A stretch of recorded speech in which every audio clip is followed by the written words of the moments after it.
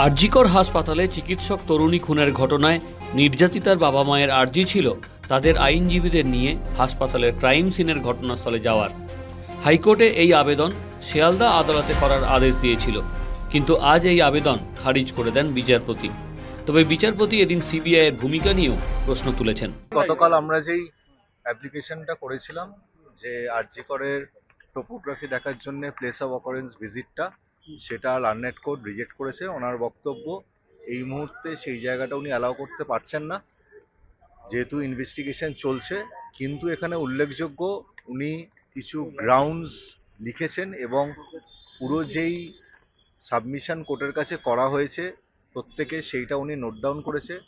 সেখানে প্রথম তিনি যেটা বলেছেন যে স্টেট মানে রাজ্য সরকারের যা বক্তব্য যে আমাদের পিও ভিজিট করতে দেওয়া হবে না, সেই বক্তব্যটা হুবহু দুই আসামি পক্ষ সন্দীপ ঘোষ এবং অভিজিৎ মণ্ডল পুরোপুরি তুলে ধরেছে। তারা ওদের স্টেটের বক্তব্যটাকে অ্যাডপ্ট করেছে। এই যে আমাদের বক্তব্য এ তথ্য প্রমাণ লোপাট এবং লার্জার কনস্পিরেসি, আজকে সাহেবের অর্ডার শিটে সেই জায়গাটা পরিষ্কারভাবে আরও সবার কাছে ক্লিয়ার হয়ে গেল যে এই স্টেট এবং যারা তথ্য প্রমাণ লোপাট করেছে তারা একই ব্যক্তি।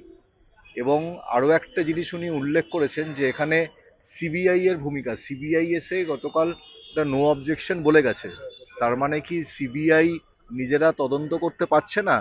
তারা কি আমাদের ওপর মানে ডিফ্যাক্টোদের ওপরই উনি রিলাই করে বসে রয়েছেন? তাহলে তাদের তদন্তর জায়গাটা কোথায়?